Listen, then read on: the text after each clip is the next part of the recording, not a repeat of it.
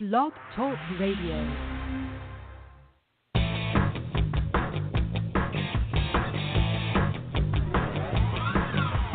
Hey there! Welcome to Big Blend Radio with your hosts, Lisa and Nancy, editors of BigBlendMagazine.com.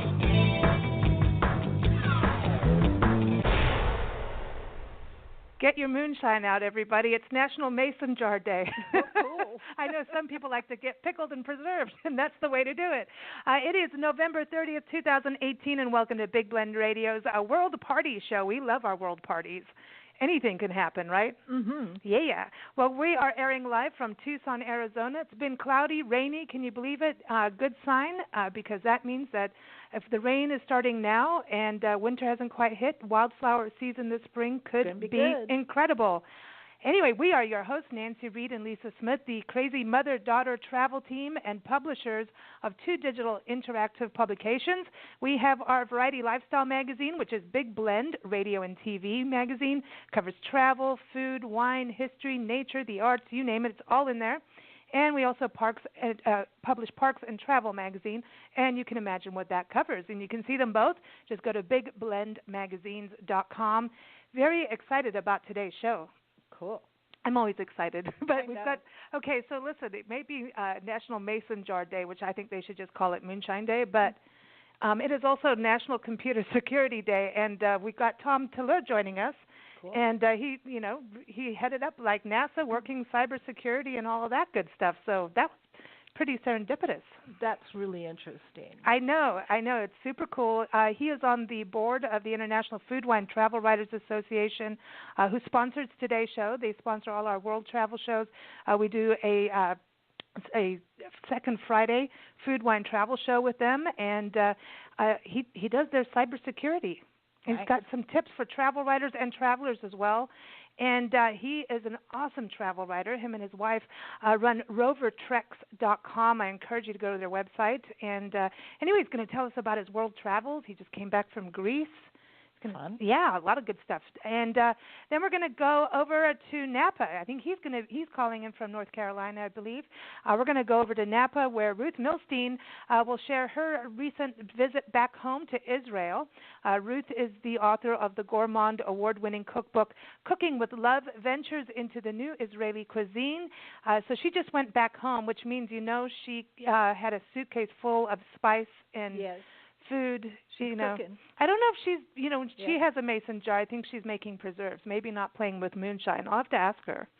Well, I think you could put fruit in some moonshine. Oh, I like that. In a mason jar. Yeah. Now that's good. Not good that thinking. I know anything about any of that. Yeah. Speaking of moonshine, John Schlimm will be back on our show December 5th. He's the author of Moonshine. It is one of the best books ever, the biggest photo collection, historic photo collection of moonshiners. It's the history of moonshine, awesome recipes. So I thought they kind of hid from people. Well, he's got those photos, and there's a lot of women shiners across the country, all the way to Grand Teton National Park. Well, it's a recipe. We like it. Speaking of recipes, Ruth is going to talk about Chanukah as well. She's going to share two Chanukah recipes. Now, Chanukah, normally you're cooking with oil and fried foods, but she's like, we want to be a little more on the healthier side. So she's going to teach us how to make her chicken schnitzel and baked potato latkes, and I already want some right now. Sounds good to me. Steve Schneickert, we're going to have his Hollywood history segment. He's going to recall the history of England's actors and filmmakers. Ooh.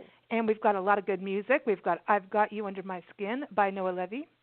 Yeah, we also have Where the Rain Falls by Kimia Penton. Okay, so Noah's from Israel, right? And she played with the Israeli Orchestra. Remember her on being on the show. Kimia comes from the Middle East, lived in London, lived in America. She travels. She's a nonstop world traveler, same as Noah. And we also are going to be playing the song Time Why Explained by Sandtimer over in England. So we're going global for sure. Yeah.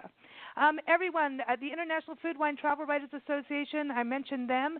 If you are in the world of travel writing, photography, writing, if you're an author, or if you're a destination or anyone who works in the tourism industry, I encourage you to go to their website, brand new, beautiful website. Tom knows all about that.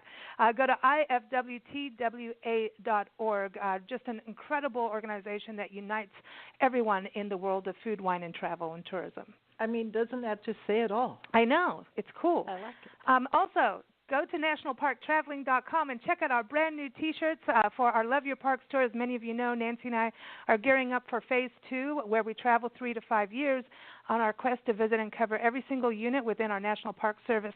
We have over 417 units, including historic trails like the Santa Fe Trail, the Pony Express Trail, national seashores, you name it.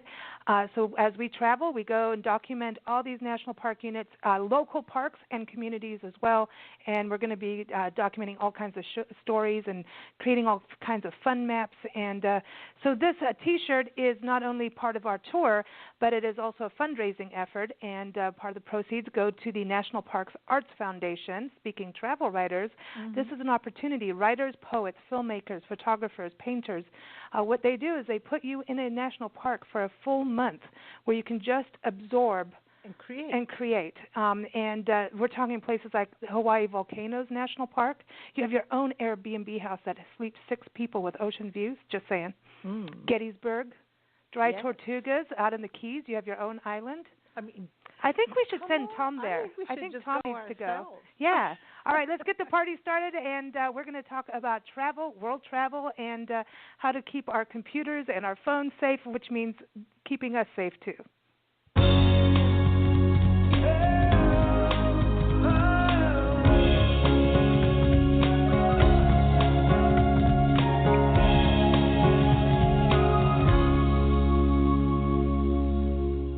Tom Tellur is our first guest on today's Big Blend World Radio Party. And while he's a cybercrime and forensic technologist, I can barely even say those big words, right? Yeah. Who worked with NASA for many, many years. He's also an avid world traveler and travel writer. I'd do the same thing after that kind of, high security job. I want out and travel and detox from that a bit. But he writes feature-length stories that really cover travel, history, technology, cybersecurity, military affairs.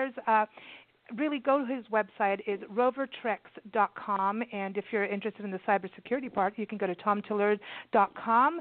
And Tom is also on the board of directors for the International Food, Wine, and Travel Writers Association as the Technology and Security Advisor. Tom, welcome to the show. How are you? Very well. Thank you, ladies. Thank you for having me today on behalf of IFTWA and myself. Yeah, we should say it's IFTWA. It's a long name, but it's a good name, and very excited to have you here. I think it's really fun that you ended up on our show on National Cybersecurity Day or Computer Security Day. So that's a good. What a coincidence, huh? Hey, the security guards knew about you coming on, and I know a lot has changed. Is it that going from the world of cybersecurity, I know that you still work in that now, but is that what led you to kind of get out there and say, okay, I need to shift in gears and go out and explore the world? Well, the work I did before, of course, involved dealing with a lot of bad people, but the difference is, to jump ahead, with travel writing, I can see the results of my work right away, how it affects people's lives and destinations and hosts and the people I write about. And with public service and public policy work, it sometimes takes 2 or 3 years to see the end result of the work you do. And, of course, on the travel side of things, you're dealing with things that are positive, positive-looking, forward-looking. On the cybersecurity and cybercrime things, you're mostly dealing with organized crime and state-sponsored espionage and things like that. And so, but the real issue here for all the listeners is that all this stuff really affects them. Scientists at NASA are as very much a vulnerable crowd to cybercrime as are the artist community of photographers and writers and so on. They all need help because it isn't in their natural perspective to think about these kinds of things. And so they need help in these areas. And, for example, at IFTWA, we've implemented a new policy, a new procedure on our Food, Wine, and Travel magazine. We've implemented a tool that has documented and stopped 1,700 attempts to steal our writers' photos and stories from that magazine. And it tracks who the people are, where they're coming from right back, so I have some records to work with. But basically it blocks all their stuff. And this tool also digitally signs everything that our association writers produce, all their photos and all their stories, so that if those stories show up someplace else around the world on some other site, we can prove our ownership of them. So there's a lot we can do to help people with issues in cyberspace, and with respect to the International Food, Wine, and Travel Writers Association, this tool I just referred to is one tool that we're using on just our magazine site. That's amazing. You know, I know that musicians, you know, there's licensing that's going on with that too, because of, you know, we work with a lot of musicians, play it on the show here at Blog Talk Radio, and it goes through all these different channels, and so you have to really get all your permissions in line. And we're a stickler about that, because a lot of times I know people go, oh, we could just use this. It's on Google Images. I'm like, no, you can't. You can't, and people will track you down and they will get you. You know? Yes, and the artists are particularly vulnerable to this. Our sponsor, this is an International Food, Wine, and Travel Writers Association sponsor. Our sponsor is digiprove.com, digiprove.com. They're over in Ireland. And they're basically a cyber digital security signature company, and they provide a service that allows us to sign everything that we own before we publish it, such that if that stuff appears someplace else and has been stolen off a website, our digital signature embedded in all those stories and all those photos will be absolute proof positive that we were the owners of it. And it's a great tool, and our members, because they're members of our association, get a 40% discount on their software and their subscription packages, which allows them to use it on their own computers, so they can sign all of their software, their photos and their stories and stuff before they put it on the internet. So if on their personal accounts, their own wherever else they're putting stuff, or if they're sending it to publishers, all that stuff is digitally signed and protected. So if it ends up becoming misappropriated, they can prove ownership. This is one way we're trying to protect our writers in cyberspace, but these kinds of tools can help everybody, not just us. I love that. This just so reminds me of, and I'm not going to say how old I am, but I remember working for a newspaper, and they had a clipping service, and you had to go through all these other newspapers and look and clip out any story that was something that shouldn't have been there because it was already in the other newspaper. Exactly. You know, and it wasn't syndicated, and so this theft of intellectual property has been going on for a long time. Yeah. But it's just so fast in cyberspace now. I mean, this month alone on our Food, Wine, and Travel magazine site, not our association website, just our Food, Wine, and Travel magazine site where our writers publish their stories. We've had 50,000 attacks on that site this month, 1,700 attempts to steal our stuff, and fortunately we have good cyber tools on there to protect it. But the other issue, and we're getting too far off on this in the weeds, but the other issue is, as an association, we have to take an industry-leading role in this area for the travel and the hospitality industry, because we don't want to engage in activities that cause what we call, under the law, downstream civil liability. We don't want our site to be attacked and be damaged and then being used as a conduit point of attack for another site downstream for which someone could come back and take action against us for. So we take a very strident view, in my view, an industry-leading view in protecting the content of writers' work and protecting our association assets.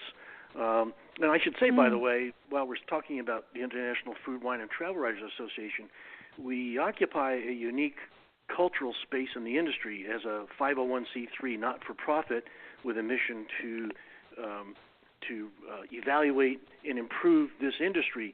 Because we're a not-for-profit, profits are not at play with what we do, so we can focus on standards and integrity and improving all of this for ourselves and for the rest of the industry, and it's something under constant revision by us in the association.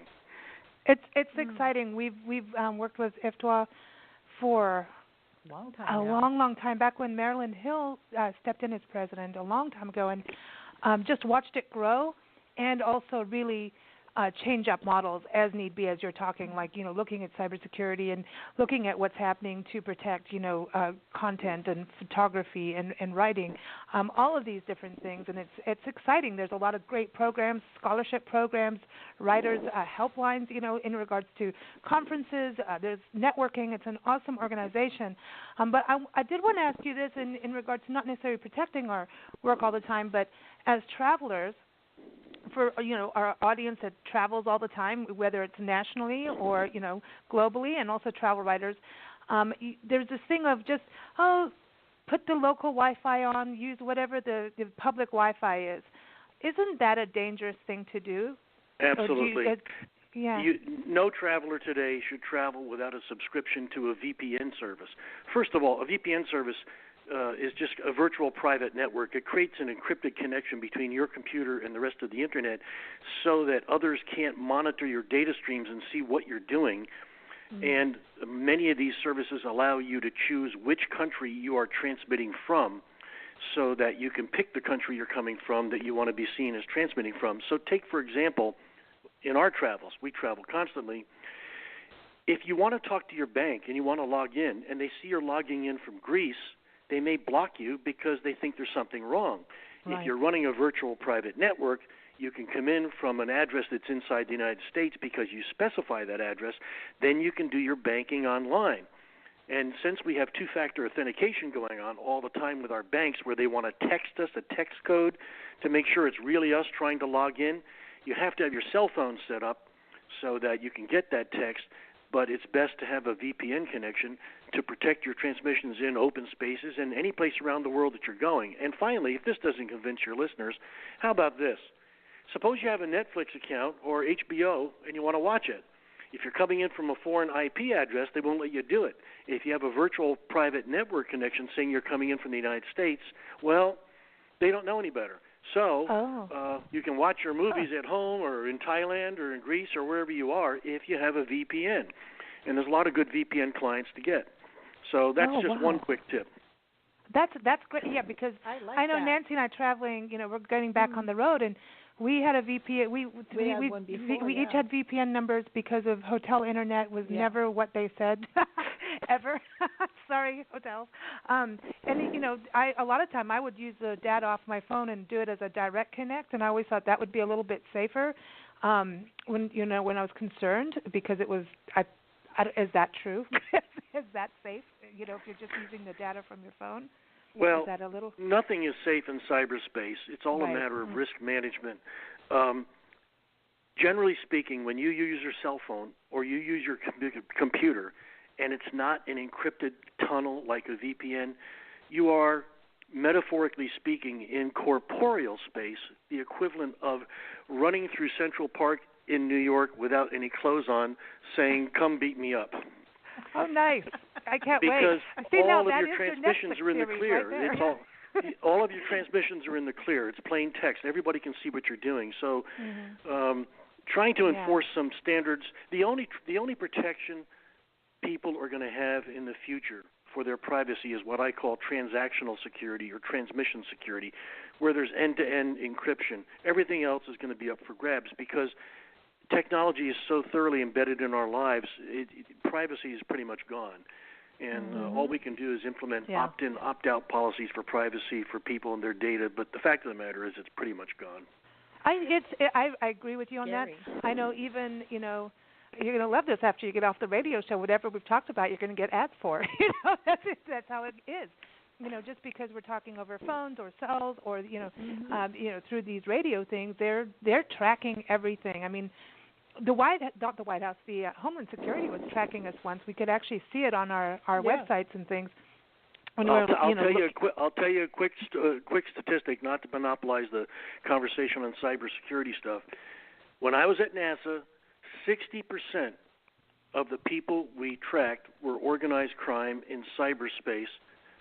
Almost all of them carried automatic weapons with them when we arrested them for the computer crimes they committed, attacking NASA's spacecraft communications, internet, or digital telephony systems, or trying to steal our technologies. Cyberspace crime is a 24-hour-day, 7-day-a-week business billions of attacks are going on full time. We were so far behind in trying to catch criminals, it took us 6 months just to process the evidence to be able to take these people to court. And we had a 100% prosecution rate, which nobody ever had. So this is a huge, huge, huge business, and your listeners need to understand that they're not talking alone when they're on the internet or they're on the phone or anything, because everything's being monitored. You know, it's just the way it is.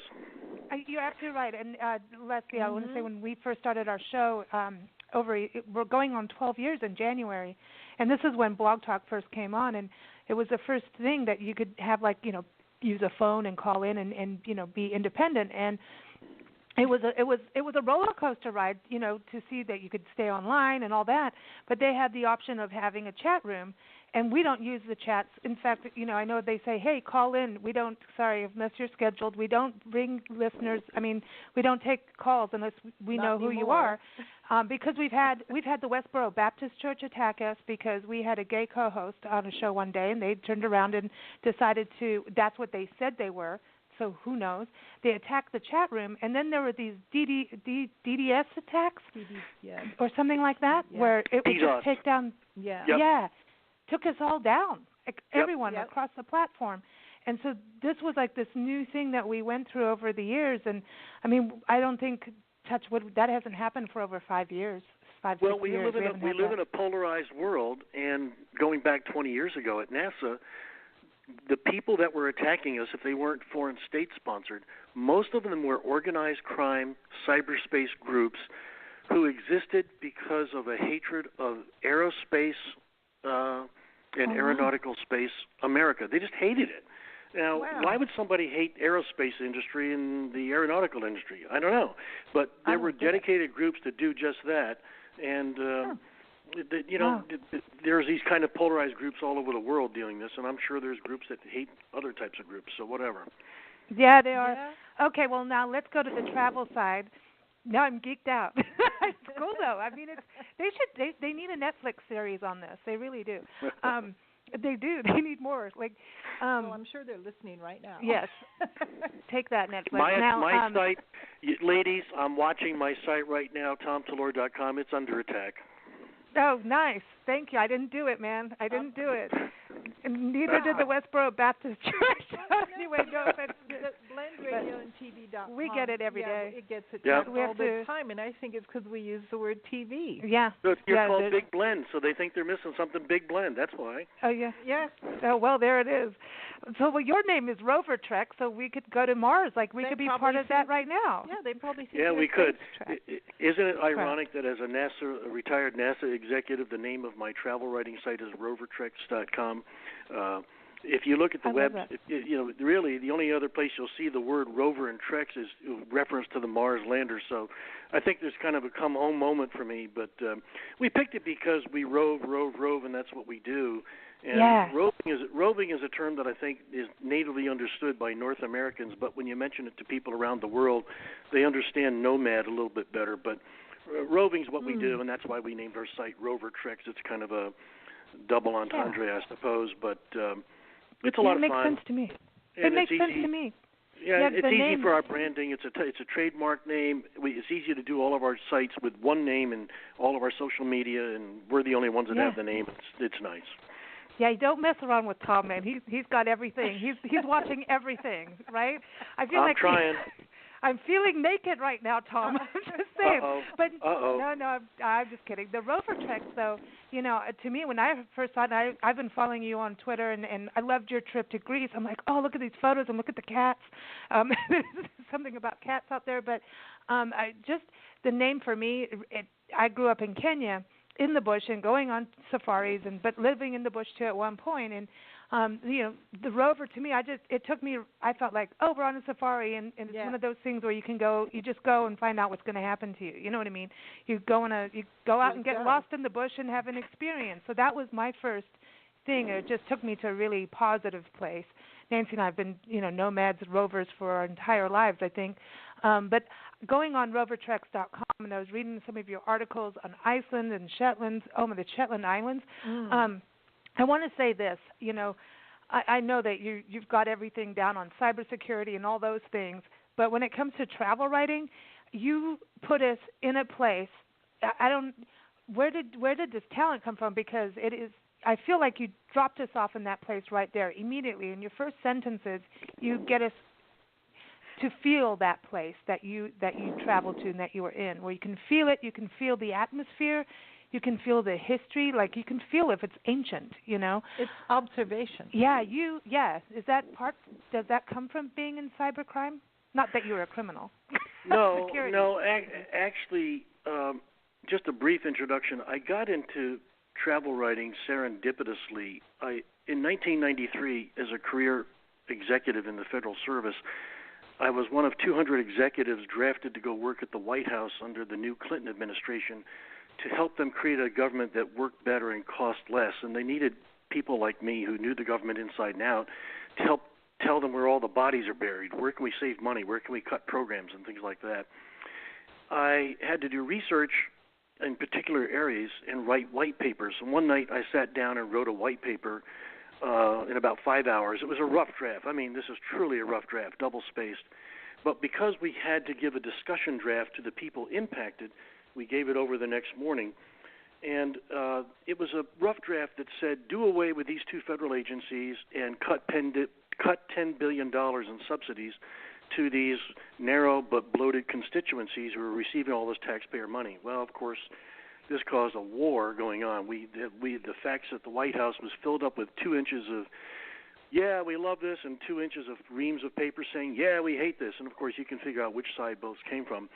But the purpose of my telling you the story is that it was proof positive of the power of persuasive writing, such that when I retired, I decided to sit down and write my book about the future called The Age of Cybercrime. And after I wrote a draft of the book proposal and others, I thought it wasn't written persuasively enough for the Reader's Digest level reader, so I decided to take training in copywriting. And then when my wife and I took off to, which I completed, by the way, and when my wife and I took off to see the world, I decided to apply copywriting techniques to travel writing.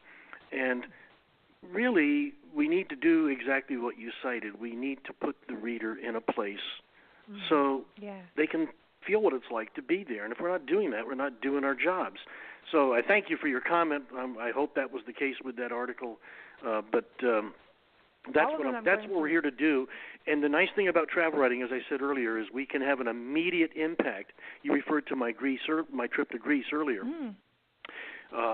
This trip I was just on, we went through all across northern Greece, nearly from the border of Turkey all the way over to the western Greece. And it's chock full of stories. There's military history there about so much. There's so much going on with culture and language and ancient culture, the Romans, the Ottoman period, the Byzantine period. There's things going on with what's going on with tourism in the Halkidiki area right now that readers and listeners and travelers need to learn about, because some of these are choice destinations to go to now that they haven't heard about that offer so much, and I'm going to be writing about these. I've got about 30 stories to write over the next few months. They're going to be placed in various outlets with links back to rovertreks.com. But this is what we need to do. We need to be telling these stories because these areas change so quickly, and that's why we need travel writers to update us annually on what's going on in different areas. Not only that, my personal viewpoint on that is this is one way to try to attain some peace in the world. Because if you're going to watch the news all the time and listen to all the government people all the time, that's one view. But when you get out and you meet people from different backgrounds and cultures in different states and different countries, you find a whole other world. There's good and bad in both, of course. But the thing I love the most about our recent trip to Greece, we were there for 2 months, is, of course, I speak Greek fluently, and I read ancient Greek, and I've been going there off and on for a long time. I won't disclose my age here, Nancy, but you can go look it up. I don't care. Probably older than you. But the thing I love is sitting down and talking with people about what impacts their lives, what's going on now, what's of concern to them.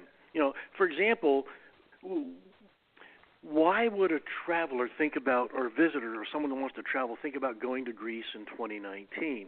What's the reason? What's the compelling reason to go?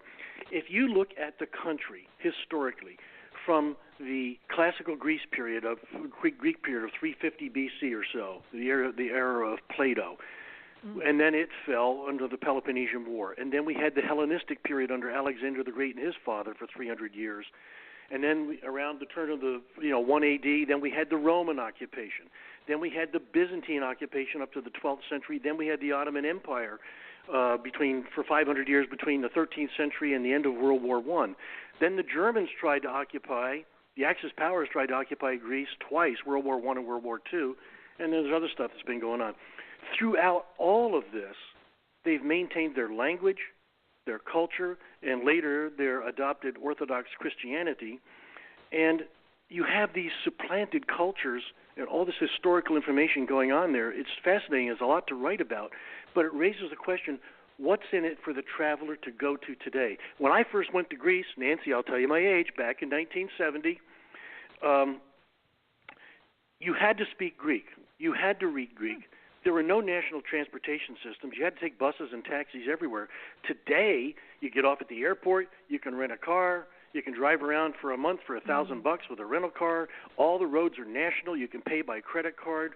Everywhere you go, there's a national road from the southern end of Greece to the northern tip of Bulgaria. There's another national road that goes from east to west, just south of Thessaloniki over to the western coast toward Corfu. You can go through like 60 tunnels. In the last 20 years, they've dynamited out all these tunnels, and places that used to take 3 or 4 days for people to get from, to go from a rural area to Athens, are now open. You can go over and rent a car and go see the whole country in a matter of several weeks and see some of the high spots. You can pay by credit card everywhere, but here's the real reason to go. A culture, 3,000-year-old culture of farm-to-table fresh food, things that we think of as specialty here, has been part of their culture forever. You need to be able to interact with the Greeks while they're still there doing it, because they're still at war. Now it's an economic war from the EU. Right. And I don't know how all of the young people are leaving. I don't know how much longer I'm going to be able to go over there and speak Greek to people, because one day there may be people speaking German waiting on me. But if you want to experience the Greek culture and talk to Greece, it's easy to go. 2019. It's easy to get around. It's easy to rent a car. A lot of people are starting to speak English, and you can get this feeling of going down to the town square and sitting down and talking with someone and playing backgammon with them and having a meal. It's very different than our turnkey apartment lives that we have here in the West, where we focus on work all the time. We come home, we shut ourselves in the door, and we don't know anybody because the country is so vast. Very different. Yeah. I remember when we first went to South Africa, I'm driving, of course, different side of the car with the steering wheel, different side of the road, and driving on the freeway and not getting off because I didn't know how to get off, because all I could see is they kept saying things like flex, S-L-E-G-S only. Yeah. And I thought, I didn't know if I was a fleck or not, so I didn't get off. Flex is Afrikaans for only. Because of the way their signage was. I'm sure that's changed now, where it's more obvious that, I think, what that word means only. But, when you go, it's so much fun to get lost. And get into a culture. And, eventually you do end up having to ask somebody for help. And that's when you learn. Yep. That's how I learned about Mexico. I got lost just over the border in Tijuana. We had just come back from South Africa and moved to California, and we went over the border to see some family who are expats living down south of Ensenada. And the first time we went through, I was with my cousin, and they were driving and everything. The next time, I'm following her or something, and you know how you can get split off. Next thing you know, I'm going round and round that circle in Tijuana, downtown, and I'm by myself. I have no clue what I'm doing. I don't speak a word of Mexican Spanish. I don't know what I'm doing, but I ended up getting all the help I needed, and I don't know how I got there back home, but I did. But it's fascinating. I think what's interesting about what you're saying is, and I think that's why, Nancy, you and I loved living in Mexico, was there was so much fun. this ancient history that was still, that culture was still there, yet you have this modern amenity thing, and there's this balance, and I think it's happening in a lot of places. There's this balance right now that you can experience that, but it is going to change, and it is going to go away. You need to move on it. You can't wait to travel. Yeah, and Nancy's point about ambassadorship here is really the point. I mean, we really are, all of us, global ambassadors, and you learn so much about your own country and the way we're viewed by going out and meeting other people from around the world. And you see the flaws here more easily, and you realize that sometimes you're an ambassador for something that you don't realize. A few years ago, we were in Thailand out on the border of in a village called Mae Hong Son, which is on the border of Burma, Myanmar, and we were with a friend from South Africa, by the way, from Cape Town, who was married to a Thai woman, and we were traveling around, and they said, hey, let's go to this town called Ban Rak Thai, and it's up near the border of China, and on the border of Burma, about an hour north of where we were. So we got in the car and drove up. There was three of us. We had a three-car caravan. We sat around a table, and our translator, this lady who was our friend, was talking to her childhood friend, telling him about me. And she turned to me and she said, tell him about you. He will never again in his life meet someone like you. Tell him about NASA. Tell him about what you did. So I told him about where I worked, what I did, told him about the astronauts, told him about flying the SR-71, talking about being in the launch pad at Launch Pad 39A in the command pilot seat 2 days before launch. I told him about all that stuff, and she said, show him your retired ID, and I showed him the retired ID. And when we finished, he picked up his cell phone and jabbered furiously for a few minutes, and then he said, come on, we're leaving. And three of us, we took off in a three-car caravan, a quarter of a mile up the road. We went to a border that was guarded by a Thai guard with a machine gun. There was nobody around. It's not a border that anybody can cross. It's against the law. It's just an Army guard point. We gave him our Thai driver's licenses instead of our passports, and we walked across the border, because he arranged all this, into this little area. And I said, where are we going and what are we doing? And he says, we're going to meet the chief. I said, who's the chief? The Hill Tribe Aboriginal chief that controls this area. They are an army that runs the border security between Burma or Myanmar and Thailand. Even the Myanmar army won't even take them on. This Hill Tribe controls all the security. They walk us across the border. All the kids from school come out and dance for us for half an hour. We're taking videos of this. We're talking to them and this and that. We give them Thai baht, thank them for their time. We're taken down to a concrete building, 20 by 20 in one section, 20 by 20 in another section, and sit down at a little table, and there's the chief. I'm introduced to the chief. He and I talked for an hour. He wanted to know about me. He wanted to know about my life. He had never met an American before. He certainly never met anybody from NASA. He knew what the space shuttle was. And I asked him about his life and what he does. All these guys are standing around with their machine guns and what they do and all this and that. And there's a money baht tree. There's a Thai money baht tree there for Buddha, and we're putting baht in the tree to bless Buddha and all this and that. And we had a nice talk for a couple hours, for maybe an hour it was. There were some shelves with booze on it, with American booze and stuff like that. He had never met an American before. It was a wonderful engagement, and when we were done, we said thank you for his generosity and his time. We were escorted back to the border. We picked up our Thai driver's licenses, and we walked off. No passports were stamped. Nobody ever knows we were there. I can't ever tell my friend's name. He'd probably get arrested for taking us across the border like this. But this is the kind of serendipity that happens when you're a travel writer that you just otherwise wouldn't find if you don't get out and engage the world. I absolutely agree. I mean, that's a very similar kind of experience as we had in Kenya and South Africa, where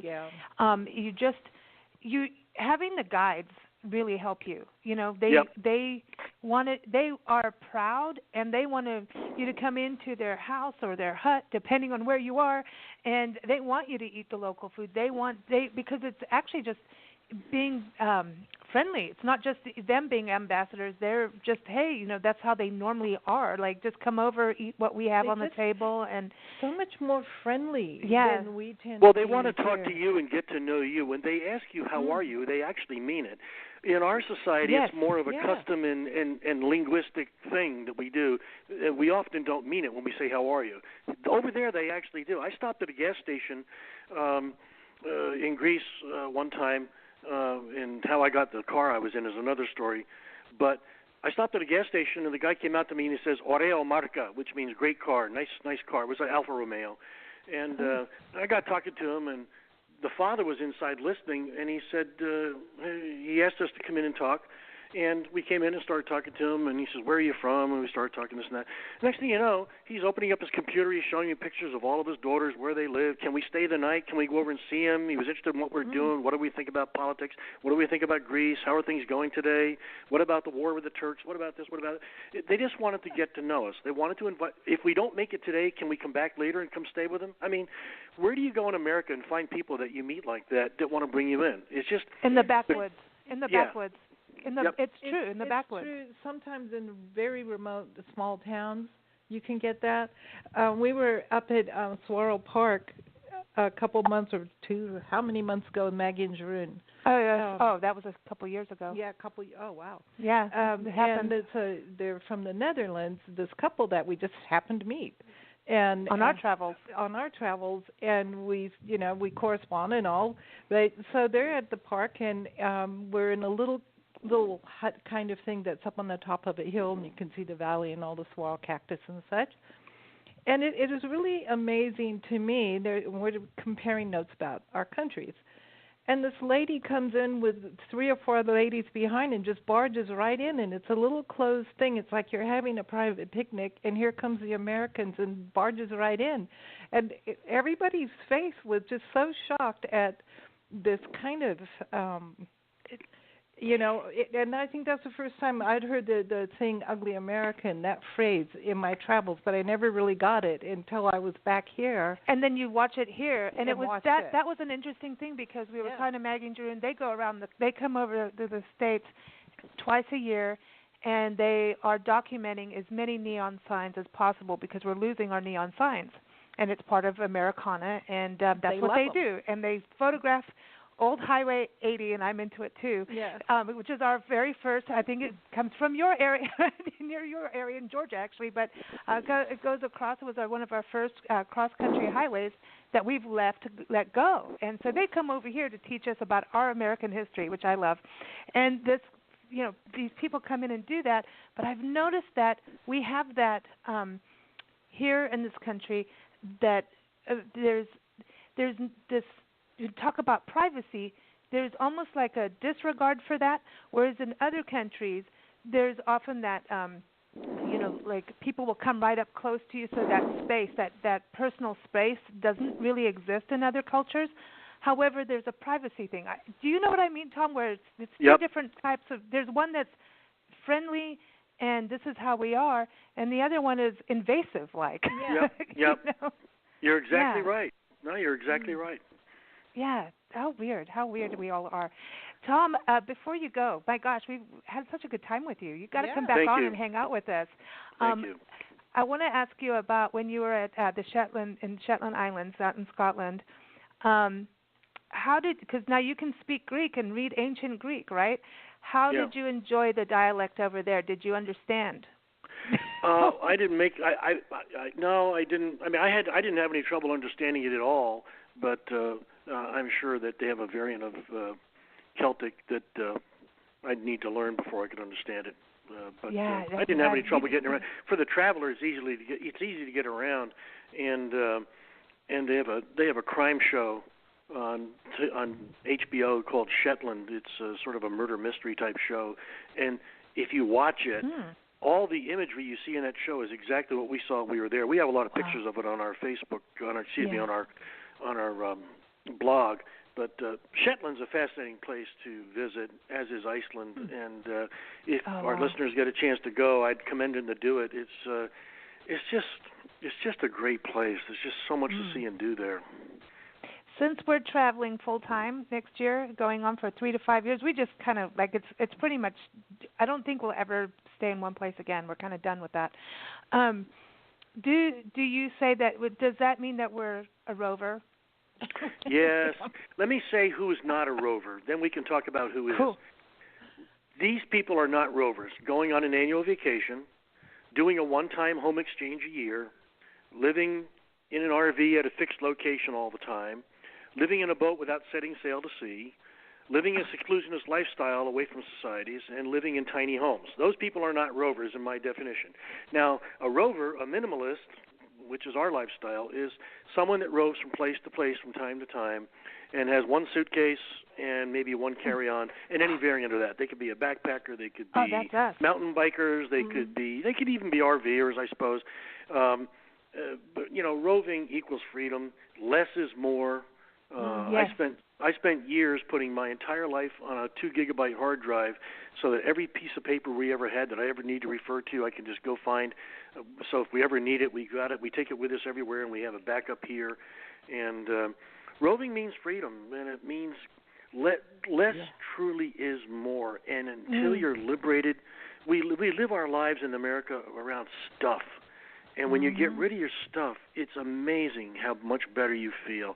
And in our case, we like prolonged roving. We like to go in one place and stay for a month or two and then pick up and go to another place. And it's just a lot of fun. You're always meeting like-minded people because they're traveling too. You're meeting new people all the time. There's a constant encouragement to learn new languages and engage with new cultures and to learn. And learning, as Nancy says, and engaging and not being the ugly American for all of us is really is a good goal. Right on, man. I'm with you on that. Yeah, where's your next destination that you're going to that you've never been to before? I don't know, probably Mongolia, but I don't know because I'm so wrapped up with things I've got to do now, both with the association business and trying to help the association move forward with its initiatives, plus so many stories I've got to write. And we are back in the United States, and the reason we're back is we don't need our big house on the water anymore because we're traveling all the time, so we're going to get ready to put it up to sail and move on. But once that happens, we'll just probably go back to roving full time. And then serendipity kicks in. We've been just about everywhere. The nice thing about going everywhere is you can kind of select which places you want to go back to. And we're big believers in the quick sampling. We believe you can drive through an entire country in 2 or 3 days, get a feel for it, and decide whether you like it or not, and then go back to it, or if you don't like it, don't go back at all. And in some places we go in and we say right away, oh, yeah, we want to spend a lot more time here. And other places we go to and we say, yeah, this is okay, but we're not coming back. And that's what's nice about roving is you get a chance to select from this giant buffet, this giant palette of the world that's in front of you, and it's what we enjoy, all the variants that come from this. You know, that's why, Nancy, I keep going in circles. That is, and I don't know how to. And listen, because I still can't read the road signs. I refuse to use GPS. I refuse. That could be another reason. And so when we have maps, you know, that's what I love an old atlas. And I'm just that way. See, I feel like even your phone is tracking you. I mean, not your phone, your camera even. Even if I turn the GPS stuff off, it still knows where I was. I'm like, how do you know? I turned you off. I know where this photo was taken. It's creepy, Tom. It's creepy. But so I like my atlases. I refuse GPS stuff in the car. But we go in circles because every time we take a right, I turn the atlas to a right. So you know, in cyberspace with all this technology, the best offense in this case is a good offense. If you affirmatively put your footprint out in cyberspace about who you are, if derogatory information were to show up later, you already have your story out there. This is a little bit reverse thinking, but when you think about it, with all these folks around intercepting everything about you and your phones and your cameras and it's all trackable, unless you just want to become a Luddite and live totally off the grid, it's better to have your story out there. So you guys with Big Blend and what you do, your personalities are out there. People know who you are. You've established your footprint. You've established your thematic content. They know what you're doing. That's your story. And if anybody tries to besmirch that story, you're going to have this entire footprint of what your story really is going on for, I guess, from what you said, 12 years. This affirmative action to have your story out there the way it is actually quite important, and it is your best defense against all of this technology incursion. It's an actually reverse thinking theory, but I think it works. Oh, that's a good point. That's a good point. Well, I'm still keeping my folded-up business card over the camera on my laptop. That's it. Good I know. for you. That's actually a good move. I use duct tape. Yeah, there you go. Duct tape. Exactly. Yeah. Exactly. Tom, thank you so much for joining us. Everyone, again, rovertreks.com, and they're on Facebook and Twitter and Instagram. Follow their travels. It's absolutely amazing. Enjoy the stories. Again, beautiful stories. And so rovertreks.com. And, of course, you've got to go and learn more about the International Food, Wine, Travel Writers Association. We say IFTWA. It's IFWTWA.org. And we always like to play music for our guests, Tom, and your song. I think this is perfect for you since it's from another world traveler she's been all over as well, Kimia Penton. And everyone, you can go to KimiaPmusic.com. This is the title track to her album, Where the Rain Falls, because it's that nomadic thing. Thank you, ladies. All right. Thanks, and you take care. Happy travels. Thank you, ladies.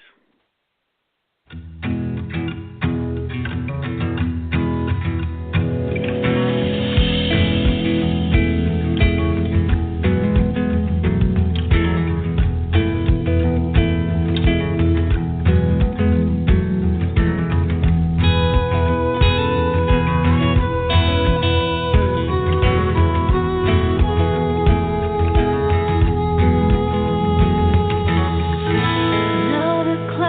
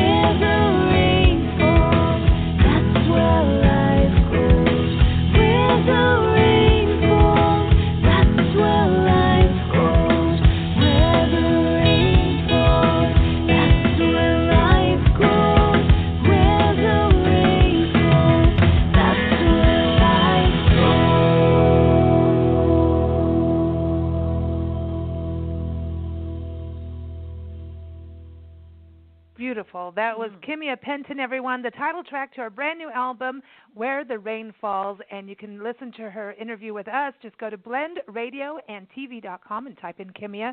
What an awesome chat with Tom, man. Yeah. Man, don't try to bust his website open. He's got Fort Knox going on. I know. Very excited. We're going to talk about Hanukkah. We're going to talk about Israel, cooking, and all things good. Stay tuned for Ruth Milstein. Excited to have her back on the show today.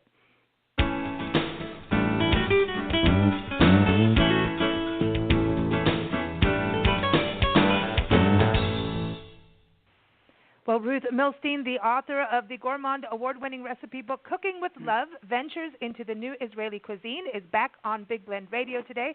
She's joining our world party again, and she's going to tell us all about her recent trip back home to Israel, which means her suitcase was full of spices and good food. And so, when you see her at an airport, you know what's going on. On the way there, she doesn't really have anything in that suitcase, but on the way back, she's got to bring dogs. To smell. Oh, what? Dogs? To smell it. The dogs were sniffing your suitcase? To sniff it. Oh. No.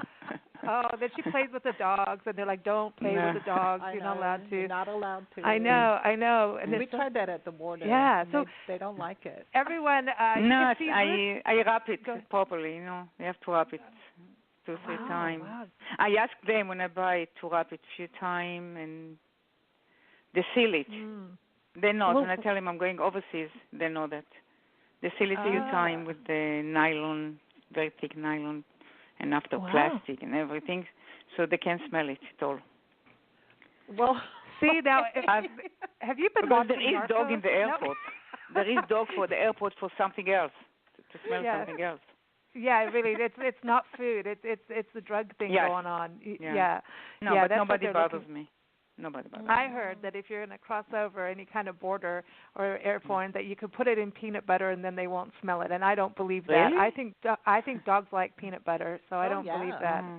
I don't know. But I do want to give out your website. Everyone, Ruth's book, Cooking with Love, Ventures into the New Israeli Cuisine, is in its second printing.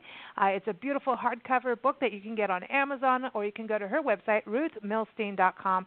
We're going to talk about Israel, but also she's going to share some tips on cooking for Hanukkah, which happens tomorrow. So happy Hanukkah, Ruth. Thank you. I'm so excited. Yeah. I love this holiday because it's not a religious holiday. It's 8 days, and it's a fun holiday. See, that's so cool. I think there should be a holiday every day. But it has to be with light. Hanukkah every day. Big fun I don't every mind. Day. Why is it Except one thing. We can wait in holiday in Hanukkah all over. Yeah. Fine. Why is it 8 days? Is that because of I know the number 8 is because for infinity. The symbol of Hanukkah. It's festival of light. Why it's light? It's the Jewish festival light. They celebrate to remember the Maccabee. Maccabee is the Jewish troop. 2,000 years ago. They celebrate the winning. It was with Syria. We're still fighting with Syria. So we gained the temple, which only one wall now left. This was we call Wailing Wall. We gained it. Yes, the Wailing Wall. They went to the temple. They went to light the menorah. The menorah, it's they light all the candle. This is called in Hebrew the menorah. They start to light it with the first candle, and they find that and they lit it for the first night, and it stayed for 8 days. It means that time they lit it with some oil. That time 2,000 years ago, and stayed for 8 days. That's the reason they celebrate for 8 days. Oh, I see that. Oh, cool. okay. Yeah. Okay, so that's why. Yeah. Okay, that's cool. Yeah, they call it miracle. They call it miracle. Yeah. So when you're in Israel, because you grew up there and you were born there and raised there, is it different when you celebrate Hanukkah? And it's Chanukah or Hanukkah. There's all these different spellings. But it's the same spelling, it's same food. Hanukkah in Israel, the adults continue to work. Most of them only half days. It means like bank and official, like government jobs to work like what we call half day till 12, 1 o'clock. Otherwise, everything is open. Children off school for 2 weeks, so they have a lot of shows for them and fun. It's a little bit hard for the parents because some of them is working, but it's fun. And a lot of, if it's nice weather, because it's December, usually it's in December. It's not usually, it's in always December. It's fun holiday. It's fun holiday. It's fun holiday.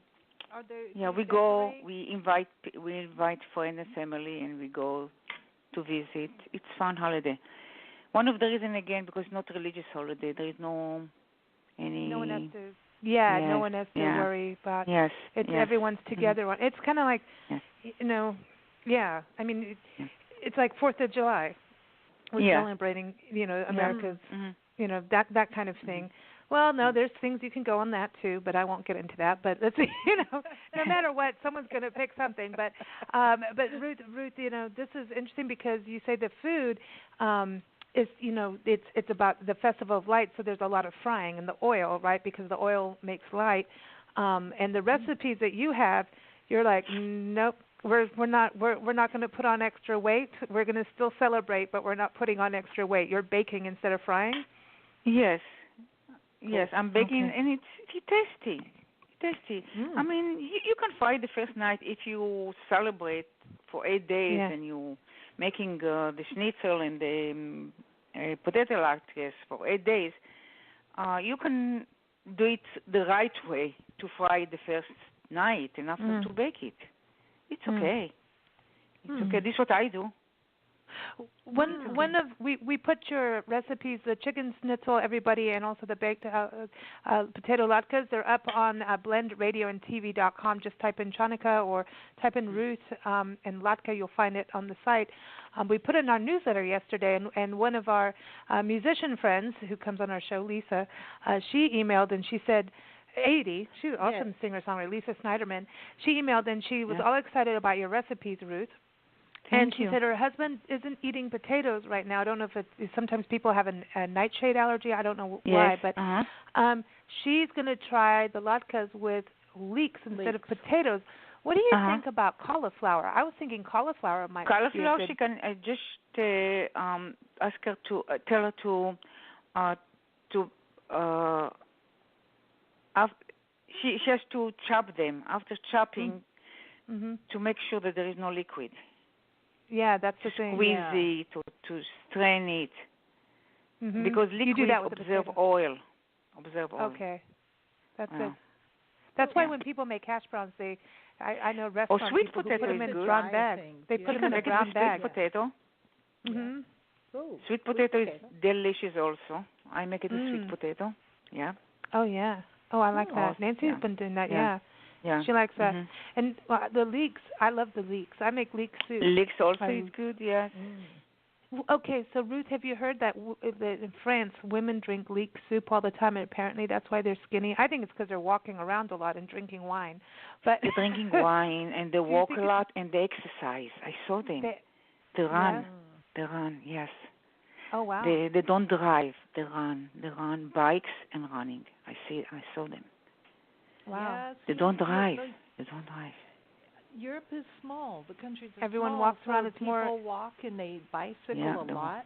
Bicycle, bicycle. Yeah, because there's bicycle, nowhere to park. Subway, right? Running, and walk. Yeah. Isn't that like in New York when you lived in New York? It's the same thing. In New York, they eat. They eat in the subway. They eat to the subway. They eat when they get off the subway. They eat. When you get off the subway, when I used to climb the stairs from the subway to the street, I used to smell. You know, you smell food, fried food. It's what you smell. It's good. Wow. Good smell, fresh. Good, yeah. They eat. They eat in the subway. They eat. When you get off the subway, they eat a lot. Oh wow. Okay. Well, it's I'll available. prepare myself. It's available. I'm Once have you get to off run the subway, it's food. Yeah. It's already available for you. Yeah, because they have a lot of street food too in New York, right? Mhm. Yeah. Mhm. That's cool. I like that. Yeah. You got to have, Now, the baked chicken schnitzel and the baked potato latkes, I wanted to ask because I know that this is for Hanukkah, but why can't we eat this anytime? We don't have to I eat it wait anytime. Yeah. Schnitzel, I make it all year round. Whenever, yes, it's easy. It's easy if you don't want to cook or schnitzel. It's easy. Just make it. Yeah, and baked potato you can make it ahead and it stays for days. You can freeze it. That's true too. That's nice. It's nice when but you can do that. Wrap it right. Wrap it right. You have to wrap it. With the chicken schnitzel, you're using a little ginger in that, and then you serve it with a little bit of lemon, right? So you can squeeze lemon on top of it. Schnitzel always has lemon. Ooh, I like this. This. Fresh lemon. When you buy the chicken, you're going to use 2 chicken breasts. You say whole chicken breast. You split the bones, but then you skin the chicken. So you're taking the fat out. No skin, no fat. Chicken breast has no fat. Come on, Ruth. But if you chicken breast has no fat, but once you take the skin, there is no fat. Okay. No fat. Okay. You have the fat from the when you fry it. That's true. You got the oil, so you don't. Yeah. And even you when got you're the baking, oil, you got the breadcrumb. Oil. You got the breadcrumb. You got the spices. You don't need more fat. It's very tasty. Can you make your own breadcrumbs instead of this? Yes. But why you want to do that? I don't know. You have time. If you have time, do it. Okay. Why you want to do that? I don't know because we tried once and it really was do bad. That. It was a big mess. You have to accumulate. You have to accumulate the dry bread. Yes. Yeah. And after you have to ground it and you have to clean the machine. It's worth it. Not for me. Yep. That's for you. Fine. It's a lot of work. My grandmother did it because she went through the Depression. Yeah, it's something else. Yeah, that's different. She really had no choice. But she put the bread in the toaster, and she toasted till it was almost burned, and then she smacked it with a hammer. With a hammer, yes. Yeah, it was different time. Different time, yes. Yeah. Going back to the schnitzel, so you've got your chicken, you take no fat, you can buy the breadcrumbs, but you also use so you've got like a sauce going on because you've got vinegar, balsamic vinegar, olive oil, yes, it's soy add, sauce, it's honey. Usually the make schnitzel, breadcrumb, and that's it. If you add all those teaspoon, tablespoon, it adds a lot to the taste. It adds a lot. Yeah, try it. Okay. Ginger is very healthy. Oh yeah, it is. Very, very healthy. And once you put a little bit soy sauce, you don't need salt. Oh, that's a good idea. Instead of salt. Black pepper. It's black pepper. Yeah. What do you do when you because the salt? I've learned a lot from you about salt, about not putting too much. Now I resist that urge. And I always think, because I think about what I'm putting in there, like if there's red wine in there, don't put too much salt. If there's like celery, like today, celery is salty. Yeah, so if I put, I'm making a big pot of chili because Nancy and I have been doing that flu thing and trying to get better here, and I put a bunch of celery in there, and I went, oh, stop, celery's got salt, and I could hear you, Ruth. You're like telling me no, don't put too much salt. But what I did do is we have this inherited from our neighbor. They gave us all their chili pepper plants, which we're going to give to our friend Eva because we're going on the road. But anyway, these peppers, these jalapeno peppers. Yikes. So Nancy's not good when it's too hot, and I didn't taste right. The big hello wakey not to do. So I put a bunch of this pepper in that's really too hot, and then I had to try and pull it all out when it's all cut up with all these other things. So then what do? I mean, I've pulled out of most of it. Is there a way to fix this problem that I've created once again in my life? Piece of bread. With the bread, it's going to observe the salt, the hot pepper. Oh. But don't eat the bread. Yeah. Bread. Then put the bread in the toaster and bang it with a hammer. No. I know. No. I was just like, because I went through all the ingredients and I'm trying to give it to somebody that you don't like. And you should taste the chilies or the peppers before you start putting them in things. Well, when you cut them and they burn your eyes, you know.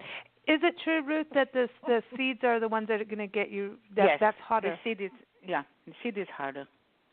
The seed and the what is that?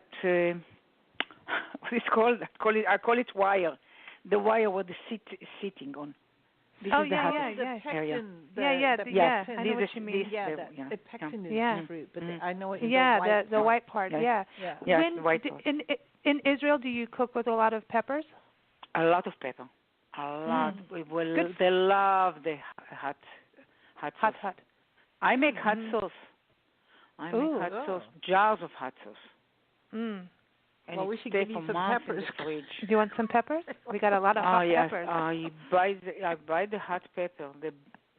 Or I'm bringing from Israel also.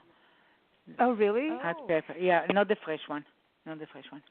But the dried pepper. The dry one, yes, the dry one. So I know here you got also turmeric. there is good one in California. Good one, dry. Yeah. California's good at peppers. You got turmeric, right? You brought turmeric. Turmeric, yes. But there is a good turmeric here also. But they didn't have good cardamom. I bought cardamom, good cardamom. Cardamom is weird. Cardamom, to get good cardamom, I remember getting it in Kenya and South Africa. That it would come in the pods, like all. Yes, you had to crack open the pod. Here it tastes like sand. I mean, it does sound. You're right. It's not cardamom. Well, you've got to be careful. The spice thing has been really weird. I don't trust it. When some of it's like sawdust, and I think it is. They mix it also. They mix it because the color is weird. I read once about some of this. I won't say the name of the company, but they come in a red, white, and blue tin. Their spices. McCormick? And they were filling the tins, those little spice tins, with ground up sawdust and mixing it in with the spice, especially the cinnamon. And I think, they got caught. I don't know if they still do it today, but so sometimes, if you can get spices really fresh and not in a tin, it's kind of, at least you know what you're getting. Yeah, exactly. I like that. I like that you go to Israel and you come back with all these things. So, did you get your cookies? If I got my cookies? Yes, I remember you saying that you like your cookies. You got like certain cookies, or did you just? Is it with all spices? It's finished. For you? Yeah. Oh, it's gone already. Oh, okay. It's gone. It's gone. Shaded on the plate. Yeah, Howard. Oh, it's gone. Do you have to protect the suitcase from Howard? No. He's like. Okay, what about Israeli wine?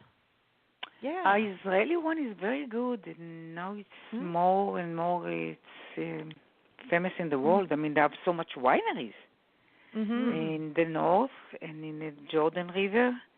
The Jordan River. A lot of wine. Wow. A lot of wine. White and red. Some of the most ancient vineyards in the world come from there. Yes. Yeah. Oh, yes. And the Golan north was great. We didn't have time to go to Golan, but we went to around the Jordan River. Oh, I've always wanted to go there. Yes. Yes. But you have to go make a trip to Israel. When you're ready, I make time to go together. Okay. Oh, wow. Let's go. So much. Let's do it. Yeah. So is there a national park? Do they have parks? Oh, they have a lot of parks. Israel very green. Oh, cool. Israel very green. She's tiny but very green. And so the north is very green. The photo you sent us, because everyone, Ruth has sent Nancy and I on a mission to go and document as many picnics and family places for food, where families come together for food, like picnics, on our Love Your Park store. So when we travel full time next year, you'll be seeing this. And then she sent us a photo of herself, and it sunning. You're out in the sun. That was in Israel, Ruth? The photo of you? The picture I sent you, it's one. It was on the seashore in Tel Aviv. Oh wow! Oh. One, and one I believe it was in Herzliya. Herzliya. It's a big city. It's like 20 minutes from Tel Aviv. There is the top restaurant there. It's most of them are seafood restaurants. And my two girlfriends, childhood from first grade, I met them there. Yeah, yes. That's so nice to go back. Oh yes, that's amazing to see, and I'm so glad. And their husbands, it was really nice. It was really nice evening. You and also sent me pictures of it was like a cathedral that you went to. It's Jerusalem. I went to Jerusalem twice. One for fun, for shopping, all the spices and everything. And one we went only to see all the churches. There is so many churches in Jerusalem, and they keep it so as it is, and just to keep it safe and as it is. We went from one church to another. It's so beautiful. It's so beautiful. Isn't there a church there? I watched some travel program. It was a long time ago, so I'm going to get this wrong. But and the person who's on that show he questions everything and doesn't. He anyway. Idiot Abroad, and there's a reason why it's called that. Anyway, it's a really funny show. You and Howard would enjoy that. Anyway, so he goes around the world and learns about world history and everything because he didn't know it. And but anyway, he went to Jerusalem, and I think he was in one of the churches. But they said that like Jesus was right there or something. Like there was like a. Do you remember that episode, Nancy? I don't. I'm going to have to go back. I can't remember things anymore. I'm getting younger. But there was something about, like, I don't know, they had something of, I don't know. I'm going to have to go. Yes, in Jerusalem you see more Christian than Jewish there. All the visitors are Christian. Wow. They're Christian. All the souvenirs there, it's for Christian because they believe in Jerusalem. I mean, even when you go to the Wailing Wall, which is supposedly it's not only for Jew. A lot of Christians there. They're going. Wow. Just to visit. They don't pray, but just to visit. And yet, because it's iconic. I mean, Jerusalem is for all the religious. It's not only for Jews. Yeah. Yeah, it's the history and it is iconic. And ancient. You see all the churches. You see the Greeks, you see the Polish, you see the Jew, you see the Muslim, you see everything. And everything kept well by the Jew, by Israel. That's nice. It's nice that everyone can go together in one place, Yeah. That's important. Just walk there, it's nice. You see, it's so colorful. Jerusalem's so colorful. And you got palm trees, too. Oh, yeah. Palm tree you have in Israel. When I came to California, it reminded me of Israel. Yeah, right. That's true. Because when you sent me the photos of the beaches, it looks so, it's like developed, but yet looks very clean. It looks like it's just really well taken care of, Yeah, this is the seashore of Tel Aviv. It's all hotels, 5-star hotel because it's on the water. And you can get a room even in the winter because all Scandinavian is there. Oh, really? All Europe is there in the winter. Yeah. Wow. Yeah. So many hotels, all the seashore. So many hotels. They keep building. Oh, really? Is it building up? They keep building, yeah. Building up. Hotels and, they keep building. Wow. Only building. In Israel, you see only crane. Building and building and building. Only crane. When you went shopping, do they have markets like, and I look at places like Morocco and, the Middle East, there's always those big markets, outdoor markets. I went in Jerusalem to the market where I bought the spices. Are there outdoor ones or are they inside stores? Oh, so yeah, outside? It's inside market. Inside? But the inside market, I think it's like you walk like 2 miles. Wow. 2 miles. You know how many people there? And it was Friday and it was Jewish holiday. Jewish holiday Eve, yeah. And I went with my family. 2 miles. Without them, I couldn't make it. No. Oh wow! And I couldn't do that. Yeah, I wouldn't do that. I wouldn't do that either. And then all the store, it's safe and it's great. Then all the stores and they give you to taste. Oh yeah, so you can taste before everything. you buy. We went to cheese store, cheese store like warehouse, yeah. They give you to taste like 100 types of cheese from all around the world. Wow. Oh wow. So you finish with the breakfast. Your breakfast, you took care to your breakfast. Wherever you go, it's great. And there is food also there. You can sit there and eat if you want breakfast. It's everything is fast. But the spices, so all what is spices, the aroma.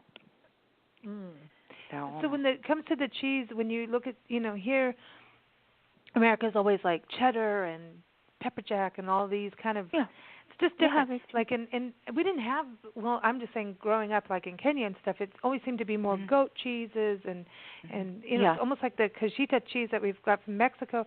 And I'm probably saying that wrong, but what kind of cheeses would you say, like this is Jerusalem or Israel cheese, like cheese from here? That is Israel is the only country, I believe, that have the cheese, the soft cheese, that they don't have it here.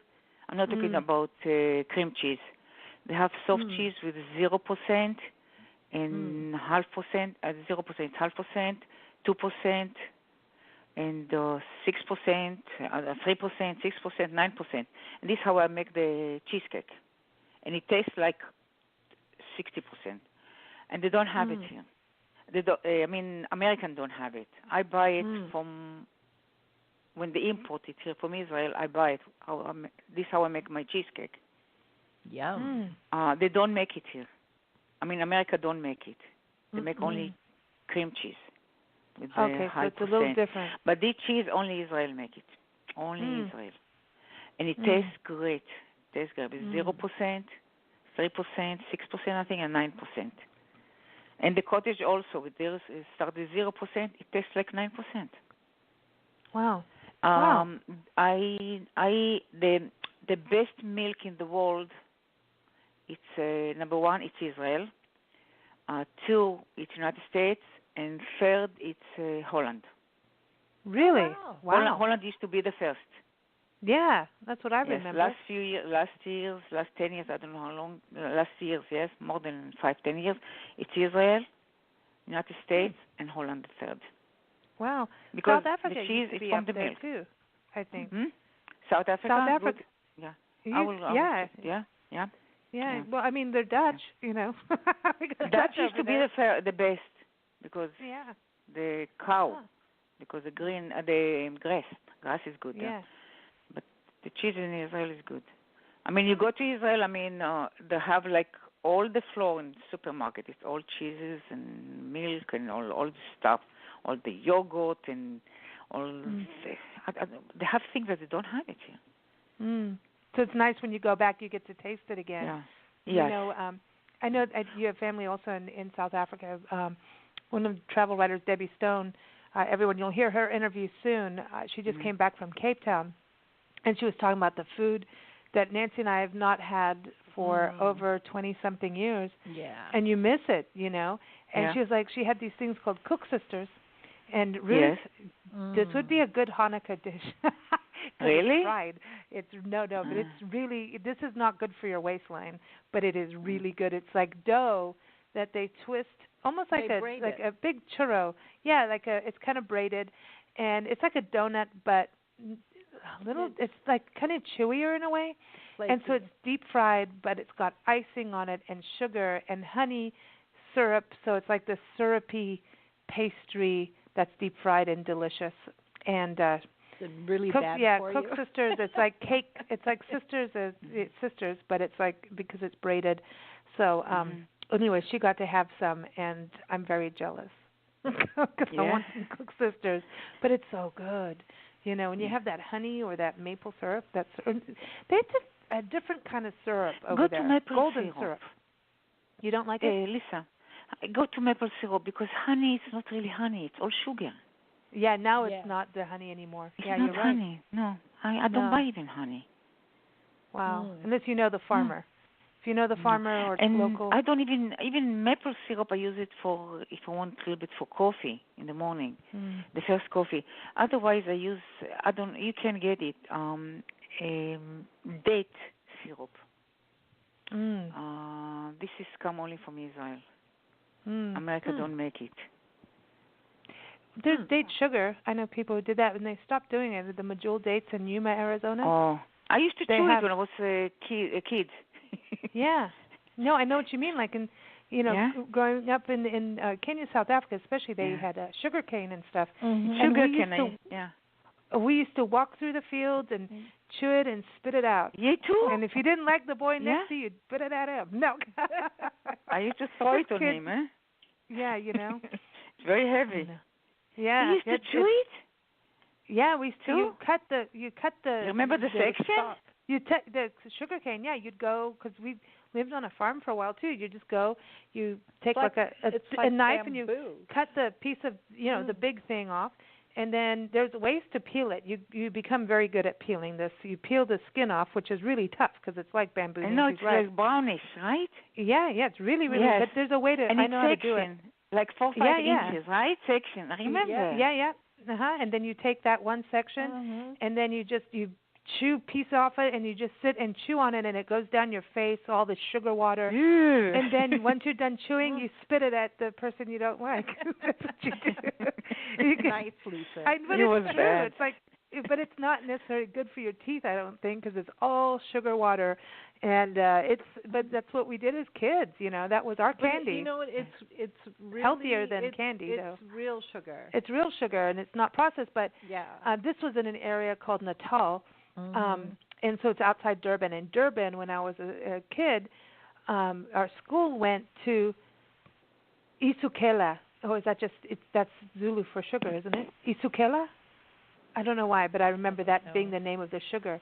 We went to the big sugar factory, Ruth, and saw, because they showed all the, here's all the sugar cane coming in, and here's these, huge. If somebody fell into the sugar, they'd die. They'd die because there's just huge, huge piles of sugar, like 3-story building of sugar. It's crazy. So we got to see that. That was pretty neat in Durban. But they were famous for that, the sugar. Isukela. I think that's Zulu for that, as I remember. But man, good memories of that. It's funny how we get attached to certain flavors, and you just can't get it no matter what until you go back. You have to go back for it. Unless they import things, but there's a freshness that you. And it's the smell. You get the smell first, then the taste. The aroma, yes. Yeah. That's really good, man. Yeah. That's cool. So you're going to have a lovely Hanukkah season, and then I know because you celebrate all the holidays, don't you? So you're going to celebrate Christmas too? Yes. Yeah.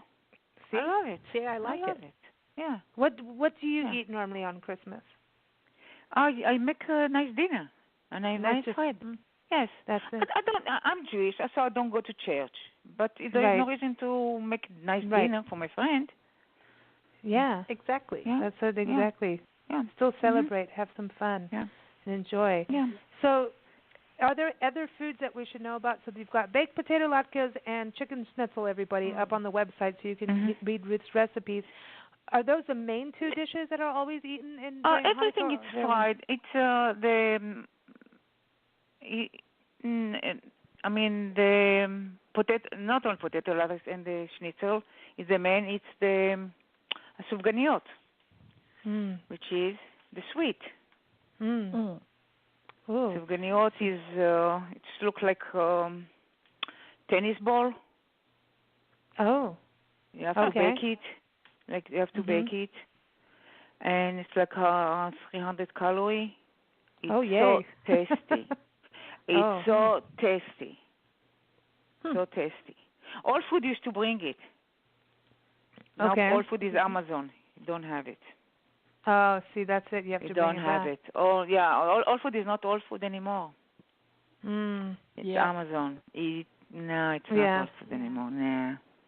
Not the same. Nah. Yeah, that's what I was saying. It's not the same. No. It's not the same. You have to just go back. You have to travel for good food.